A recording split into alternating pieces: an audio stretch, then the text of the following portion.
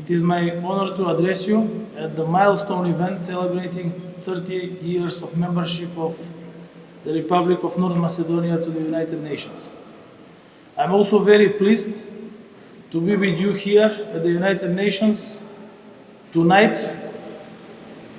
with, as I said, friends, partners, colleagues, individuals who have added their own personal pieces to the mosaic called 30 years of UN membership. Among them, the first Macedonian Foreign Minister, Professor Malevski, as well our first permanent representative to the United Nations, who can tell probably the best way the story of the first 3 decades of North Macedonia in the United Nations, together with Ambassador Kovачевски and some other diplomats which are here today with us. I would also like to thank the staff of the permanent mission of the embassy, including Ambassador Kovачевски, Ambassador Jon Ivanovski, our General Consul to New York, all experienced diplomats which can really, I repeat once again, tell the story of these 3 decades, how we started and where we are today. 30 years might be very meaningful in one's lifetime, yet they might seem only just significant for a state, even less so for history. The 8th of April 1993 will always remain as one of the most significant dates in our history. We fulfilled the long-standing dream of the generations of Macedonians for a free, sovereign, independent and democratic state soundly enshrined in the family of the United Nations. In his admission speech delivered in Macedonian language in the General Assembly Hall, our President, Mr. Kiro Gligorov, said that the admission into the international family of nations was an act by which justice triumphs. All these years, the Republic of North Macedonia has acted responsibly as a country that understands global processes and upholds the principles of international law and good neighborliness. North Macedonia has endured many difficult moments, but thanks to the wisdom of its citizens and reasonable policies and leadership of its politicians, it has successfully overcome all challenges and temptations along the road. We have taken an abundance of difficult decisions during the last 30 years. Difficult but imaginative and courageous choices enabled us to become a NATO member country and begin accession negotiations with the European Union with a protected and recognized Macedonian language, identity and culture. From a country that hosted peacekeeping missions 30 years ago, we are now a factor of stability and hosts of international negotiations in our country.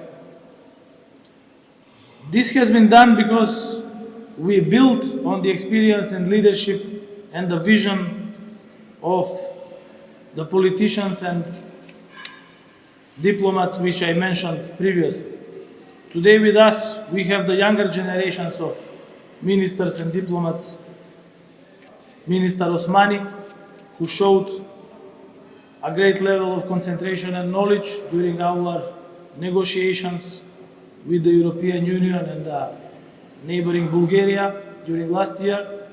Ambassador Popov, who is the new coming generation but experienced diplomat, and with which type of diplomats and ministers we are sure that we will continue this road of successful diplomacy which we practiced from the first day of our independence.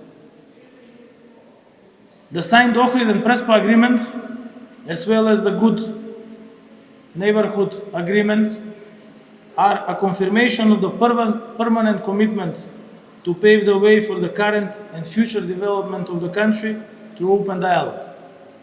Our country, North Macedonia, has a special brand of diplomacy shown through constructive dialogue to resolve open issues. And all of these issues were identity issues. If there is a place on earth where there is a proof that diplomacy works to resolve identity issues, then this is North Macedonia. Additionally, as chair of OSCE for 2023, our country promotes these core principles which sustainably stem from the United Nations Charter and the reaffirmation of which is now more necessary than ever before. We strongly believe in the United Nations and its values. We strongly believe in our joint potential to promote inclusive, effective, and sustainable global governance based on the rules and principles of international law. 30 years ago and today, our ambitions still remain the same: respect for human rights and fundamental freedoms, democracy and economic development, and resolving common issues concerning our planet. Dear friends, as we are all gathered here today in this landmark building on East River to celebrate the 30 years of our membership to the United Nations, I invite you to also take a look at the exhibition which was jointly put together by the National Archive of our country and the Ministry of Foreign Affairs, and that showcases those moments of trials, turbulences, and successes of our country. I thank you once again for joining us tonight and look forward to the next 30 years of joint work and partnership. As they are saying, the first 100 years are the tough ones, but they also say that God gives the hardest tasks to the ones which can bear the most. Thank you very much for being with us tonight.